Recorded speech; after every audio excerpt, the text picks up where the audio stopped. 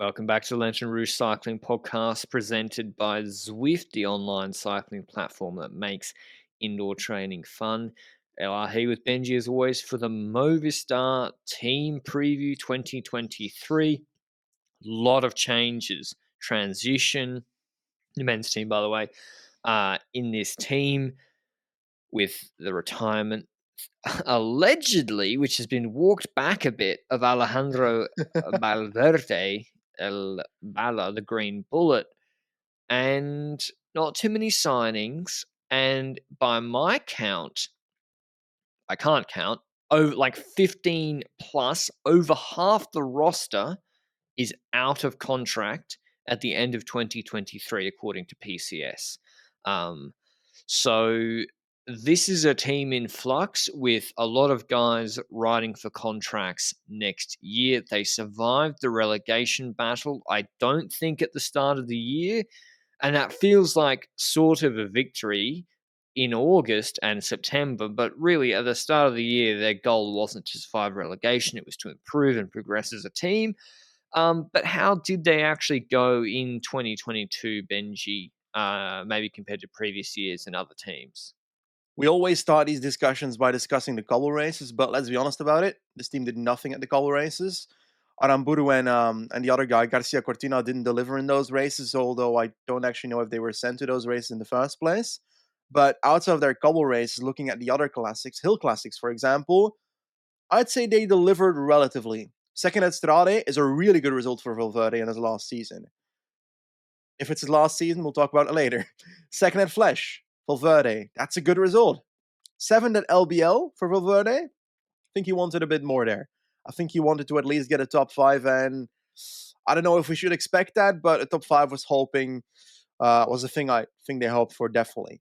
Quebec, 5th with Garcia Cortina, probably out of nowhere because that guy has been on like hibernation for 2 years now. And the one time he had a great day in the Tour de France last year, 2021, he was sent back to the peloton and then the break one, right? Was that him? 3 guys, I think, yeah. Imanol, maybe Valverde, and I think probably him. Unreal. Great. Amazing plan. Second at Lombardia with Moss. Probably the best result he could have gotten there. So I see that as a big, good result. And next to that, the smaller ones as well. He won, I think, Emilia, for example. So some good results by Moss in those one-day races where we, perhaps before those Italian Classics started, wouldn't have rated him as highly as the results he had given us. 1 week races.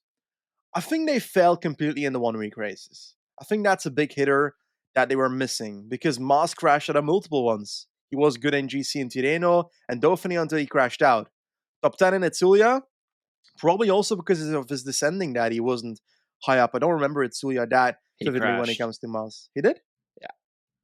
Again, that's 3 races where he crashes in descents. And that had a consequence on him during the Tour de France. But in total, in the 1 week races, they only have 1 World Tour win in the entire season. Can we talk about that? 1 World Tour win by Verona, and Rogla almost robbed him. So Movistar's performance preparation, or maybe it's just him doing it himself. Marx was really good this year physically. Physically, really, really good shape. Second of Vuelta. You can't come second in the Vuelta following Evenepoel on Picojano or Fanquaya as an average rider. Seriously high level climbing from us. Valverde, incredible level. They can't win World Tour races mainly because there's a few reasons. They don't take enough bites at the cherry, e.g., the Verona one is the exception, but often they will not let their strong guys go on the breakaway. Often you will see in the Tour de France stage, you'll see Nelson Oliveira in a mountaintop finish like Megève. He'll be in the break with guys like Kemner and Court and stuff. And you're like, that's great, but like he can't win. So this is pointless. Like, why don't you actually send a rider that can win the stage? And that sort of situation is repeated over and over. And so in all break stages, Verona's the exception, they don't maximize their chance of winning. And then in sort of uphill finishes or things like that, they often don't get the tactics right, or Mas. It's unrealistic also to expect Mas to beat a Pogacar or Roglic or even Evenepoel uphill, frankly. Completely agree, and I think that the factor of that breakaway says a lot here, because if we take a look at the riders they send in the breakaway, like the Oliveira and so forth, to me that feels like they are sending riders up the road for their GC purposes and not with the goal of winning the stage. And I think that's a team that follows throughout the majority of the season for them. They are so GC focused in 1 week races, in GCs, and I don't think Moss likes riders in its team going for their own goals. I feel like he wants them to all ride for him in the Vuelta, for example. Am I wrong in that? In the Vuelta, it made sense, I guess, for points Hmm. to maximize his placement, and he was clearly the second best GC rider in the race, and he wasn't that far behind Remco. I would say in the 1 weeks, yeah, there's no excuse for it. Like, is a guy going in the break on stage, whatever of Tirreno or Basque or whatever race, really going to affect it that much? I don't think so. Um, so yeah. Also, they didn't have a sprinter. Max Canter was their only sprinter. About half the races in Yeah, World Tour and in a flat sprint. So draw a line through half the calendar without a sprinter. We'll talk about how they're trying to address that in a second. And frankly, there's just a lot of, I mean, you said, Benji, there's a lot of NPCs at Cofidis. I mean, here, there's just a lot of guys who don't really contribute to winning. And that doesn't mean they have to win races. I mean, really contribute to winning. So Sepp Kuss contributes to winning at the highest level, even if he didn't win a race this year. yeah. But that's not true in the case of Sergio Samitier, Albert Torres, Luis Mas. He might have won it. No, Burgos, can't remember if he won that. Johan Jacobs, Holman. They don't, or Arcas, they don't really contribute to winning, and maybe they're on minimum contracts too, so it's unrealistic to be like, well, why aren't you leading a guy out for a win in X race in World Tour level? But that's a lot of the sort of guys on the roster, and I think as well. Jorgensen crashed in that Tour de France descent. He was looking good. I don't think he would have caught Ugo. The question is, would Matteo Jorgensen, with the level he's shown so far, would he have won a World Tour race or any race by now on another team? Yes. I think he would have won races already in World Tour and would have won a stage in World Tour, I think. I think so. He's big engine, and the Tour was the exception. He got given chances to go on the break in the Tour, fourth, fifth, fourth. He was quite Yeah. good, but that's the highest level. So, I think he's kind of, they want him to go for GC, which is also fine, I guess, for a young prospect like that. But can you blame the team, Benji, for Aaron Barou's season? How dare you attack my boy like that? How dare you throw him under the bus here? Honestly, I don't remember much of what Aramburu did this season, so I'll remind it's you. oh Did the god, I'm classics? scared. He did the classics. He did decent. He was not awful. And I think if you sign Aaron Baru thinking he'll come top 5 in Flanders, I think you're misevaluating what type of rider he is. Yeah. He he is the guy who can win a really hard Giro stage that goes to the GC group but ends in a flat sprint or slightly uphill. Corby Um, style. yeah. Well, for Dyer, he cannot win a Fedaya. The fuck? Nah, I mean, I mean, You think he's going to win Tour of France next year? no, no, no, no. That's for 2024. But when it comes to Corby, I think You Vendrame mean like stays, okay? Laguelia? Vendrame, Yeah. okay? Yeah. I know what you mean. Yeah, Vendrame and George Bennett. Didn't he fight someone? No, he was. There was. Brambilla. Yeah, the Brambilla. Spanish podcast today. Even though it's Italian. The problem with Aaron Brewer, and this is why I was like, is it the team's fault? Is the relegation battle? I don't think they dealt very well with communication of holy shit, it's April and we are in the fight for our existence. I'm not sure either it was communicated and the riders didn't take it very well, or it wasn't communicated well. But I've heard stories about riders' schedules being changed the day before, the riders not knowing what races they're doing, and Aaron Baru effectively being taken out of a World Tour schedule and then he's sent to Lolani and Limousin and Garcia Cortina too. So I'm not sure how well that was managed internally in terms of comms. I know a few riders there were unhappy. So, and that's a theme we'll touch on when we talk about some DS transfers, or maybe not even their Horta DS later in the podcast. But before we get to that, I remind everyone of my Zwift progress looking good. Zwift, presenting sponsor of the Lanterne Rouge Cycling Podcast, the indoor cycling platform. If you want to get on it for winter, a 14-day free trial now, extended, and winter is coming. 3 weeks or just under away. If you want to keep on top of your fitness goals and have fun as well, there's new maps or worlds being introduced all the time. The Mercury Islands expansion pack, I love that one. That's actually my favorite world. I prefer it to Watopia. Yeah. I don't know if it's the flashing. You as well?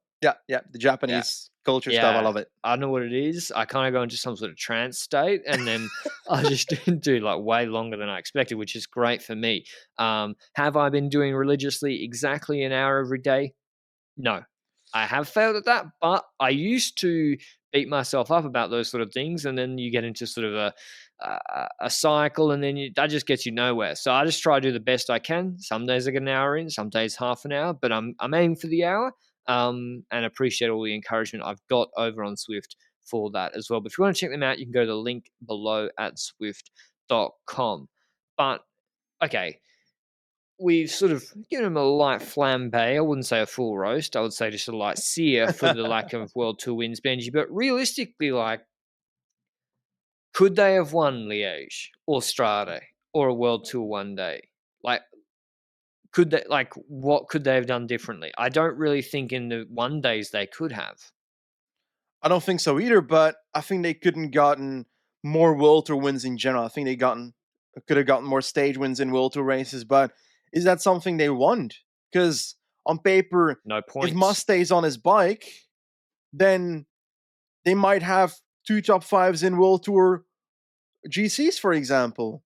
That's a clear possibility. 3 maybe if you counted Zulia as well. So that's a big factor, I think, here. And while Mas did not do great when it comes to descending in those 1 week races and therefore did not deliver really when it comes to GC at the end, his Vuelta does make up for a lot, The third time Mas gets a second place in a GC, the question there is, and this is a hot take you mentioned in a different podcast, can Enric Mas ever win a Grand Tour?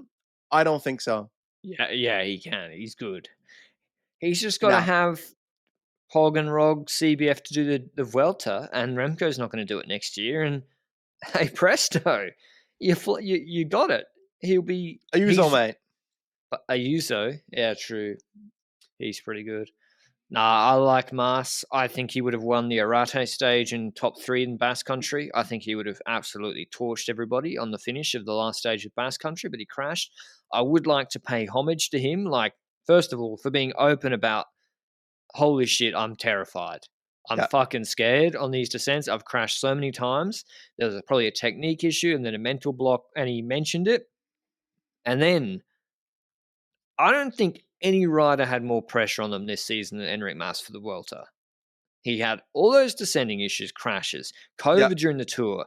If the team gets relegated, they might cease to exist, and he has to podium the Vuelta. Has to save his season and their season. And he comes out and he does it. And not just that, he then goes to the Italian Classics and he wins Emilia with, by the way, Pog attacking him on the descent. And he's like full throttle, nearly crashes. And then second Lombardia probably couldn't have done better. Unbelievable mental toughness from Mas, who is kind of criticized for being the opposite. And yet for me, it's like, wow, I think people just, he can't do 1,000 watts.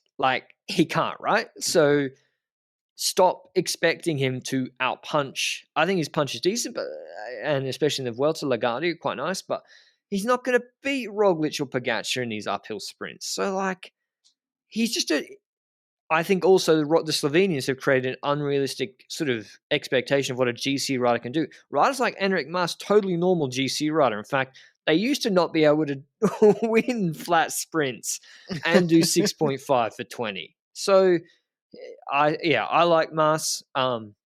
as a rider, I think he's still a bit underrated. I think even in one days, he took a huge step up this year, and that's really really positive for them. But what about the transfers coming in, Benji? So sorry, just to round off their season, I think the La Ultima Bala was a little bit underwhelming after a hot start. But otherwise, they saved themselves from relegation. Second in the Vuelta, it was less than what they would have expected, I Yeah, think. mate. So they started the Giro saying Sosa was going to be the GC leader. Nobody believed that. I don't think a single soul in existence believed that, because one gets to win, then he's on the other side of Italy. But when it comes to Valverde, he was riding for a top 10 in GC and then finished 11th. Like, I had Yeah. humor in the fact that he finished 11th after trying to go for top 10 GC, but such a boring lost Giro, man. Like, he should have done more. Should have been in breakaways. Okay, let's talk about this transfer then. The Valverde transfer. He retired, and then he's apparently not going to be a DS, but he might be in the car, and he will also be training with the riders on his bike at altitude, or not at altitude, like at training camps. What is going on? Remember, bear in mind, one of their best riders, Miguel Angel Lopez, quit the Vuelta because on the last 3 days of the race, Nzue got in the car and was mixed messages from the car and not clear communication. Communications already seems to be not the best. Now you're bringing in a ride. What do the riders think? Is Valverde their teammate? Is he their DS? Who's the boss? Who is Pachi Villa giving the directions?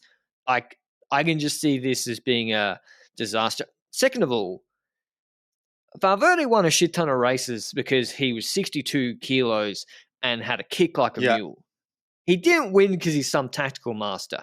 In any Group 2, he rides so negative that it's actually self-sabotage. He will cost himself the chance. He can be the fastest sprinter in a Group 2 with someone ahead, 15 seconds, and he won't pull, even though it would help him maximize his chance of winning the races. And sometimes in Strada, that helped him get second, I think, because he just sat on. Like, I'm not sure how much tactical advice Alejandro Valverde has to offer. He won a lot of races because he was a physical god. Do you think, because he helped, without his points, they get relegated and must too, but do you think they wanting Valverde to kind of keep in training to maybe make a comeback if somehow needed this year? Davide Ribelin style. Well, what Unlimited other explanation is lifetime. it? I think it's more a loyalty aspect on both ends. I think Valverde has been part of this team for so long that the team kind of feels like they want to keep him around because they don't want to give him a full force DS role, but they want to make sure he's not like ditched by the side of the road. So they're keeping him in like this middle role where he can go in cars a few times and he can ride with the riders, but he's not a rider, but he's not a DS. So I feel like it's some kind of like thing where they're like, here, take this, be happy. I mean, who doesn't see this ending with some riders being mad? I don't know. Like Movistar got a lot of talent. Um, they have riders performing at a high level.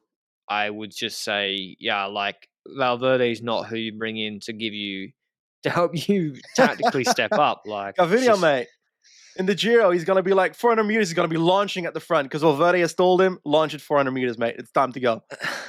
and Gaviria, I think this is what's weird to me.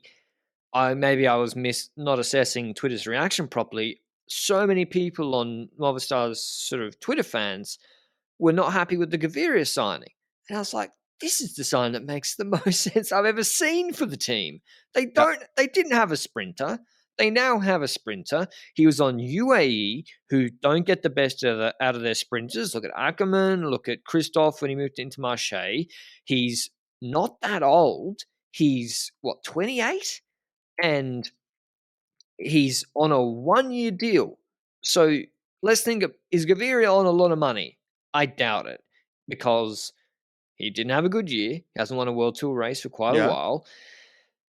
His Matchin did not give a glowing recommendation of him at all about Yeah. his work ethic. And if he had any leverage in the market, he's not signing a 1-year deal. He's on a prove it or you're out of World Tour off to Italian Pro Conti team deal. I think it's a brilliant signing because the upside is quite high and it's a 1-year deal on not $1 million.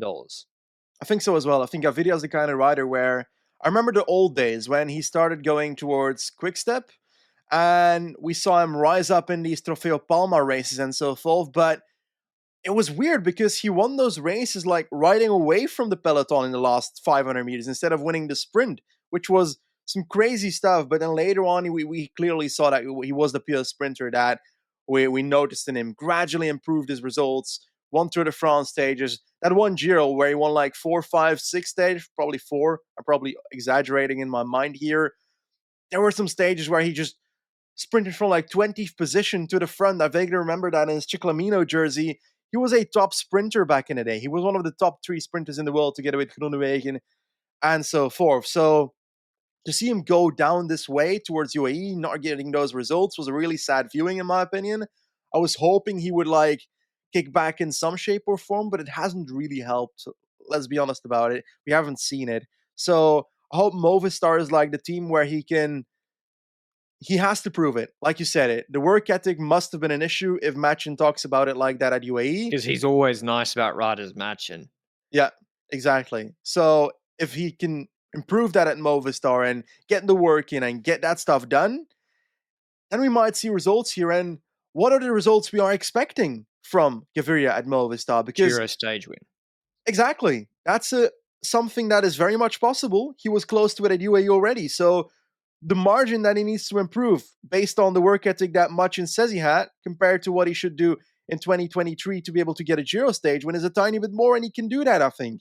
So, next to that, if we take a look at other races, I don't know, gathering points at an Eschborn Frankfurt, those kind of races where a Movistar would usually send the Garcia Cortina, but who's going to be by Gaviria's side? Can he do it alone? Will he need Garcia Cortina as lead out, Aramburu, that kind of stuff? He needs a leader of some description. I would, go Garcia Cortina and Max Canter. I would transition. Canter's had a lot of chances. Now, he might not be in the best setup, but he's 25. He's been in World Tour, at least as a trainee, since 2018. That's 4.5 years in World Tour with 0 wins. He did pick up a nice amount of points in some of the Belgian 1.pros, but in terms of the upside of Gaviria is much higher. I think Gaviria can win World Tour sprints. He has good positioning. He had mechanical issues this year at pivotal moments as well, but his Yeah. positioning is still very, very good. I think, Cantor or Garcia Cortina Ambru, as you said, and then with someone like Arcas or Rojas or Imanol sort of setting it up, or Oliveira. So Giro, Gaviria, and maybe like he climbs well. Like he does get over. Yeah. He came. See, this is what he came third in that Romandy sprint against Hayter and Aberasturi, but he got over. He can get over a nasty hilly terrain. That's Gaviria. why the Giro really fits this year, I think. Yeah, Because the Giro has those climbs in sprint stages where the Tour de France is just completely flat in those sprint stages. So I think that really and fits. Movistar can be aggressive. To drop other sprinters, they have been good at that sort of thing in the past. Like And they Catalunya, have the they've tried that. riders. They have the riders to do that. Like a Pedrero, they can pace hard enough not to disturb GC guys, but to drop Demar. Sure. Yep, I think so as well. And when we take a look at, for example, their team, let's talk about it for a second. We've mentioned Gaviria joining, which is the sprinting aspect, but there's 2 more riders that join, Ruben Guerrero and Ivan Romeo. And Guerrero's the kind of rider where at EF he was like put in this, or maybe he chose to be, a 1-week GC rider. And I'd argue he was successful at that transition and actually really bloody strong. 1-day race, Mont Ventoux challenge, really strong result there as well. Really good climbing performance. But the question is, what is the next step? Because I feel like he was the kind of rider where I was like, he's going to win the Tour de France stage. He's going to win a Giro stage. That type of stuff. He won the Giro stage. He never really got that Tour de France stage because I think he got ill during the Tour de France while he was aiming for that. Do you think he can help Movistar out in getting more World Tour wins, or do you fear that he's going to be situated in the train of Maz and so forth? I think they will make him go for GC, and he won't win any World Tour race. Um, like, Mm. first of all, is he going to perform better than he did at EF this year? Like seventh in Flash, like good in .pro stage races. Okay, like pretty good at Dauphiné. Like fifth on solos on was probably his career best performance, at least in my opinion. Like I wouldn't expect him to step up his watts and everything at Movistar. Like this will be, I think, his eighth or seventh year in World Tour. He's 28, turning 29 next year. He's not a 23-year-old. Um, but can he bring in a lot of points? Sure, he can do that too. He doesn't have the sprint of Valverde. Like, who do they go for in Flesh? Because Mas let out Valverde in Flesh. Remember, he smashed the Murder Wii. Who do they go for? I think I'd say go for Maz. Yeah, I think But so. the thing with Guerrero as well is, you think there's an option for him to be a Verona style role for Maz in a Grand Tour as well, because he can climb decent enough. His punch doesn't really matter in that aspect, but will he be able to do that role? I think if he's paid enough to do so, then he will. But I think he might be decent for a domestique role for a Maz in a Grand Tour, because I feel like when I But look they're at this paying him a team, lot. He's not yeah, cheap. that's true. That's true. 3-year deal. I think there would have been some pretty stiff competition. Like you'd have to think, unless there's some other reason, like Portuguese, you would think UAE would have come with some sort of offer too for a Yep. rider like this. Fits their style. I have to say I don't like the signing that much, because does Guerrero move you much closer to winning World Tour GCs? No. Are you paying a lot for the privilege? Yes. Can he help you? I think in Italian Classics, Flesh Liège, in theory, yes. Um, but you are buying high. You're buying after his best ever year at 28, and uh, you know he has to improve. Probably, I'm guessing as well. He might be on 250k, and it's the best deal on World Tour. I doubt it. He has to improve from his best ever year to then make the contract par. So that's why I'm a little bit skeptical about the signing.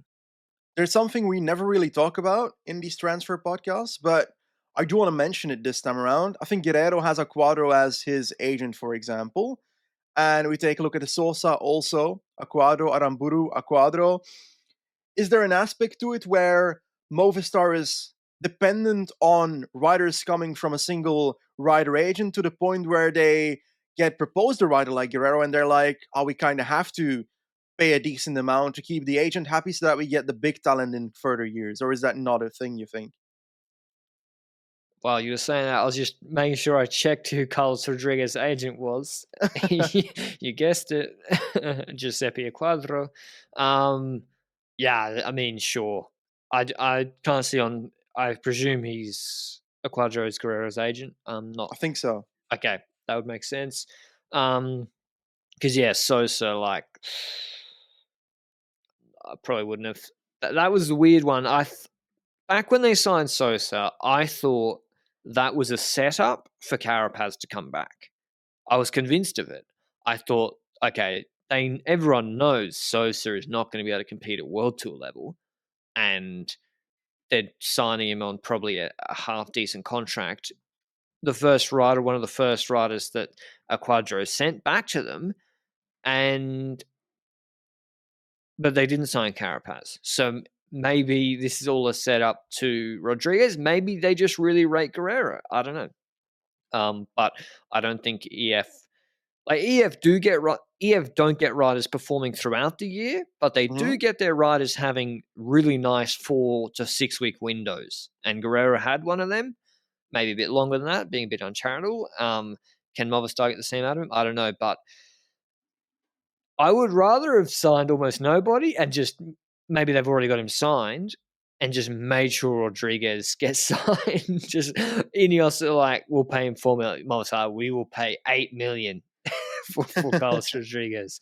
Well, Um, based on the rumors I've seen over the last couple of months, it feels like Rodriguez might already be on his way to Movistar in the first place. So If that's indeed the case, if he's safe, and if this Guerrero transfer was part of like a package to get Rodriguez in, then I'm all for it, right?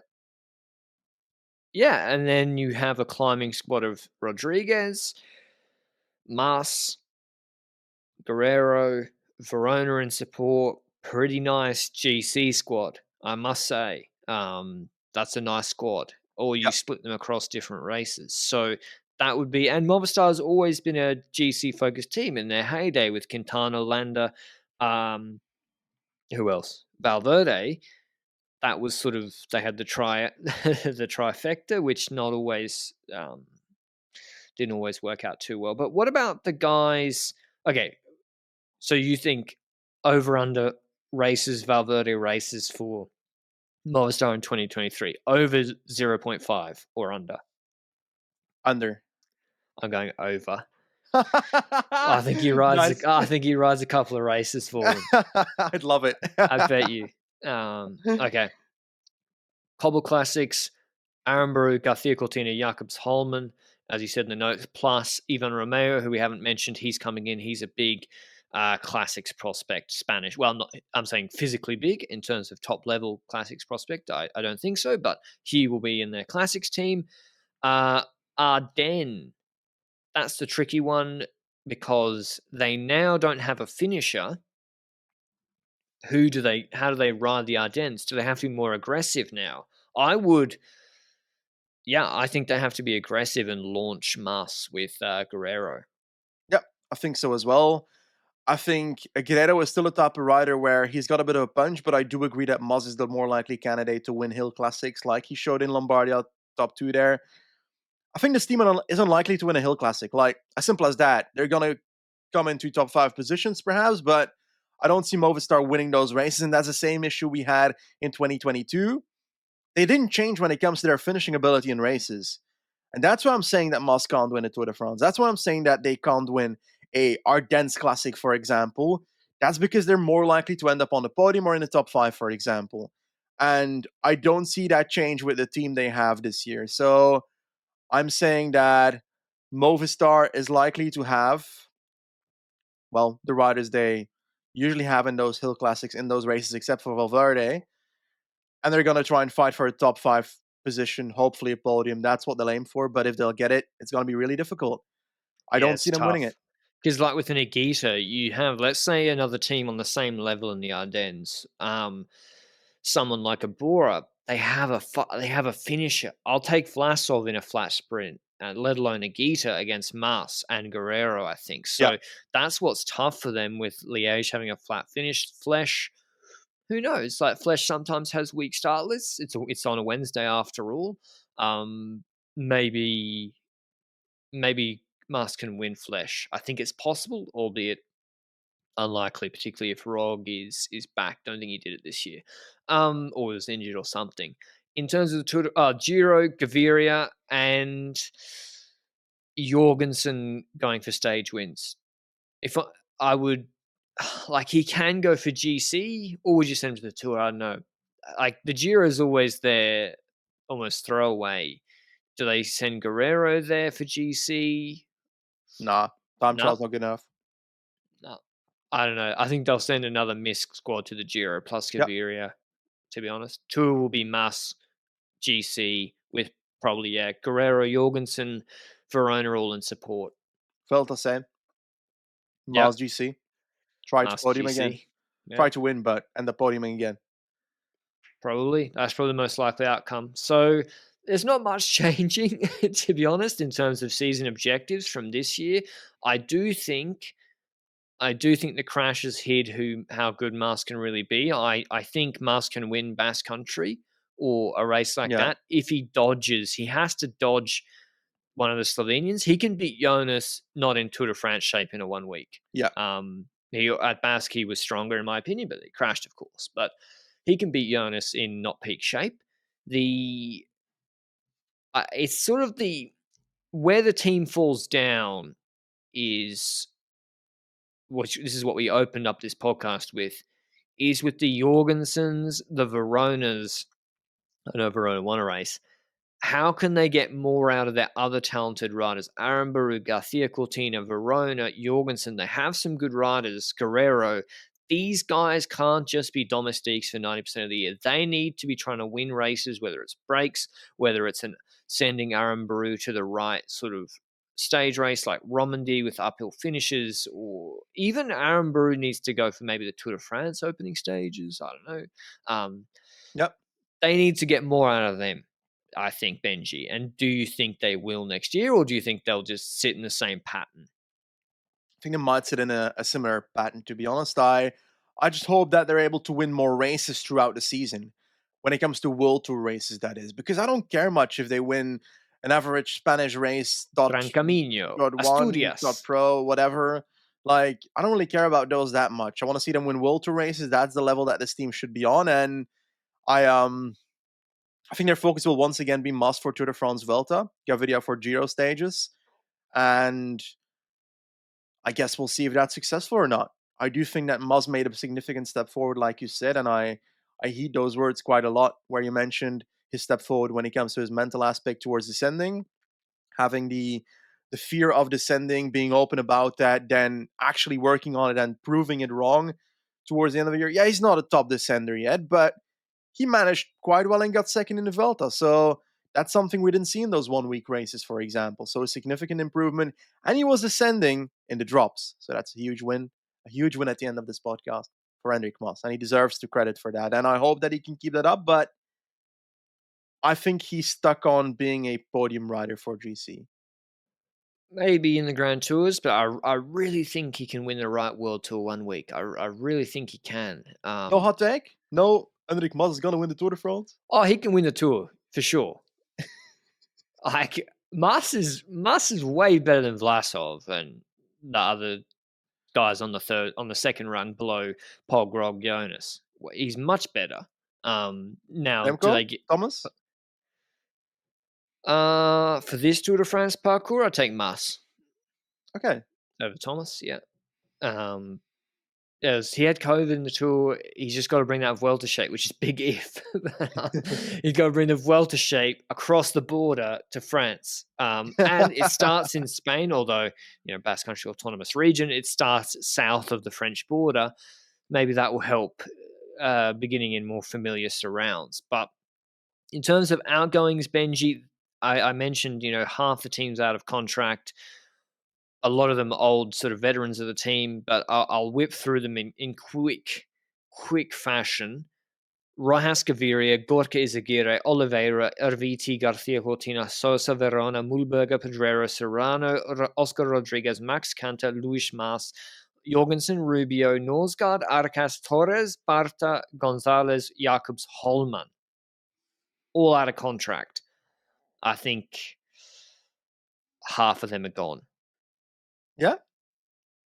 Well, probably not, because I who do don't you think so. replace them with? But like, what are Jacobs, Barca, and Holman doing for this team? I think Holman and Jacobs fill up their couple team to make sure that Spaniards don't have to go there. So those Spaniards might like that a lot. But I agree that they're not making the big moves for the team either. And that would start questioning whether a Jacobs wouldn't be better off being at a Tudor Pro Cycling, for example. Those kind of teams, because that's the team where he can be, Oh yeah, it'd be better for them. and also Yeah, for him, for the rider yeah, as well, right? yeah. No, for Holman and Jacobs and Norsgaard and Jorgensen, it would be better to be somewhere else. Yeah, In the case of Jorgensen, I think the decision might be taken out of their hands in that if I'm Jorgensen and EF or some other team offer yeah. me, an acceptable salary, I'll take a 2-year, moderate salary and prove myself. So you think the sort of Spanish guys like Pedrero, Serrano, Oscar Rodriguez, they're just going to be re-signed on low deals? It depends. I think Oscar Rodriguez is also at a Quadro. So if Rodriguez is signed, I'm probably thinking he's gonna be re-signed as well as part of the package. Yeah, I think cycling works like that behind the scenes. Serrano and so forth. Pedrero, I think those are worthy of re-signing for this team, to be honest. But if you're the Serrano, what other team do you want to go to? This is a Spanish team. Like, this is a team you kind of want to stay at if you're Spanish, I think. and Um, he doesn't have many options either. I think yeah. Serrano you re-sign because I think he sold a bike that was like a fraud or something. I gotta check that story. And it like derailed his season. It's big problems. He became like a Facebook marketplace scammer or what? I gotta check so I don't. I'm not saying this wrong. Here we go. Here we go. What a story. The Let's hear cyclist it. Gonzalez. This is from 20 Minutos Spanish website. The cyclist Gonzalez Serrano guilty of scamming a Wallapop user. Don't know what that is. Um, in the sale of a painted bicycle. And it ended up in court. Damn. So yeah, bit of drama there. So I don't think he'll have many options, and he can actually finish. He can actually sprint uphill. So I think you want him signed, re-sign him if he's Jorge Zagira. I think was actually quite good as a domestique. I would re-sign him. What about like Mühlberg is probably on a decent bit of cash, Benji. Do you Yeah. re-sign someone like that who he was on a 3-year deal? I don't think you can re-sign him on the same money. I don't think on the same money, but he was decent as a domestique during the tour as well, I think, despite there not being much to prove when Maz wasn't high up in GC anymore. I think he's decent enough, but I don't think on the money that they signed him for, because Mühlberger was probably signed with the hope that he could step forward and become prevalent in the Hill Classics, for example, because in 2019, 2018, wasn't he like somewhat of a rider where he was a top super domestique or top domestique, let's say, not yet super or something at the Tour de France for Bookman in I'm pretty 2019 sure in the 2019 Tour de France, he was the last domestique with the plus. with De Plus, yeah, on the teen stage. The I'm state pretty of that sure. tour, Jesus. Yeah, that tour's not aged very well. Pre-COVID era. Everyone, you could do 5.5 for 20 win the Tour de France. Pretty much. The he's just part of. They have a lot of riders like this, Benji, who don't win races. They're not Sepp Kuss either. They're not the Sepp Kuss level domestique. Oscar Rodriguez, Mühlberger, Pedrero, they're all very similar riders, and I do question like how much are they really moving the needle of your team? Like, wouldn't you rather Yeah. sign someone a bit? Let me look at the average age. Like, sign someone a bit younger. Is there anyone Freiland, like who's that? Who's that? Kern Farmer kid. Roger Adria, or the other guy, Arieta. Yeah, Arieta's going to be signed here, right? Arieta isn't he a DS here, or was he the one that was fired? that's a good question. Was it Chente or Arieta? I can't remember. I gotta watch the new Movistar season. I don't know. Like Pedro's 31, Luis Mas is 33, Articas is 30, Mulberg is 28. I would kind of, I would prioritize signing Jorgensen over them if I was them, even though Okay. he's got the wrong nationality. Yeah, I think that's a good option. Castro Viejo is running out of contract at Ineos after 2022, but True. he's 35, 36 by then probably, so that's getting older. Marc Soler, he can come back. De La Is he had a Cruz, contract? yeah, He Marc Soler won't is out come of back. contract. There's no way. Get paid a shit ton plus get to basically go for your own result in every race except the tour. Why would he? Yeah, yeah, I Never agree. happening. Lopez, Miguel Angel. It's not fucking happening, and you know it. You know who they should pick up? Kitana, no, don't Yep. say Why not? it. And Landa, Quintana, and Miguel Angel Lopez. Why not? The I first two would are pick on up discount anyway. Quintana No, the last two. Yeah, because Sosa is there. Like, first of all, Movistar is big in South America. The company that is. Sosa is not exactly the South American star one might hope for. I think Quintana is. I'm not going to say a no-brainer because there are some. There's a lot of history and there's a lot of recent history that make it a bit problematic. But listen, we couldn't name 6 guys to the Giro team, let alone 8. So what if he goes to Giro, comes 6th? Don't send him to any race with Enric. Have the Enric squad separate. I mean, what's the worst that can happen? I guess he gets caught with tramadol again. It would be the worst that could happen. So that's something to consider. But I don't know. If the sponsor Movistar signs off on it, remember Quintana perception in Colombia is not maybe the people are, at least from what I'm told, generally still supportive of him.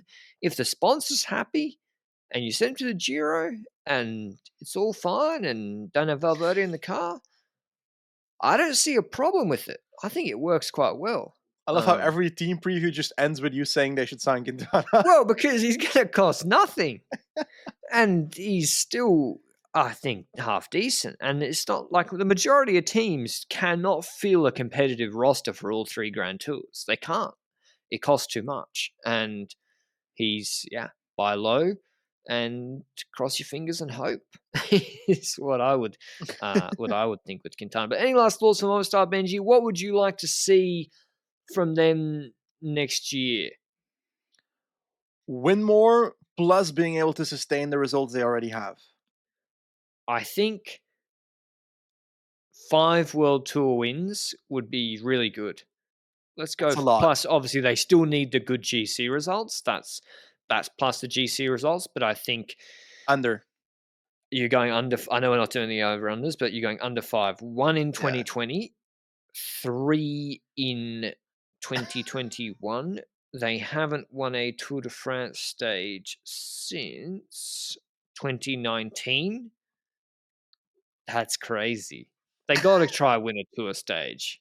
Yeah, okay. They have to. Tour stage, 5 World Tour wins, World Tour 1 week GC win with Mas, a Monument podium, and Vuelta podium, and I think you've got yourself a pretty nice season. I think they'd be happy with that. Then you get Rodriguez after that, and he's actually not as good as David Napoli, but you tie up a lot of money with him, and then you kind of stagnate. That's the future. So, lots to look forward to. I'm being a bit harsh. I really like Mas. I'm Team Enric Mas. I think he's brilliant. I'd love to see him kick on next year. I think it's really possible. Tactics-wise, I don't think they'll optimize it because nothing's changed in the car. In fact, things might be getting worse, but it is what it is. That was the Movistar preview. One of my favorite teams, actually. If you want to ask my favorite teams, they are actually one of my favorite teams. And yeah, question. Yes. Final question. Who is more likely to win the Tour de France in 2023 if you build a team around them? Enric Mas or Miguel Angel Lopez? Mas. Okay. Lopez, peak climbing level, maybe it's not there anymore. Maybe it is. Astana was Mas. Okay. I think Mas is, because Lopez does have he chokes. Like that Planche de Belfi TT, what the fuck happened there? Like it was worse than Roglic. So I'll go Enric over him. What about Rodriguez in 2023? He's gonna put him to Vuelta, mate. I tweeted it 2 years ago. If you built a team around Mas or Rodriguez, co-leaders? No, 2 separate squads, equal domestique strength, built around them as leaders. Which one's more likely to win a Grand Tour in 23? Win a Grand Tour, podium a Grand Tour, I'd say. Podium a Grand Tour or win, Rodriguez over Mas. Don't see it. Carlos Rodriguez can only dream of being as good as Enric Mas. Enric Mas is Rodriguez's ceiling. Nah, climbing wise, yes. Time trial wise, is already better. Yeah, but Benji, he's going from Ineos to Movistar. Mas was a good time trials to Quick Step. Yeah, it's like going from a Lambo to like a Fiat. Yeah. So, food for thought for your boy. Enric is doing his best with what he's got, man. It's possible he's better than Pogačar. Like, if you put Enric Mas on Quick-Step, Bora, Jumbo-Visma, it's possible he's better than Pogačar, Roglic. He came from Quick-Step. Yeah, but he was young. Now he's improved a lot. And he's had to do it himself. Okay. Enric Mas, best GC talent in the world tour. Anyway, we'll end the podcast here. I'm higher on Mas than any Spanish fan in the world of Movistar.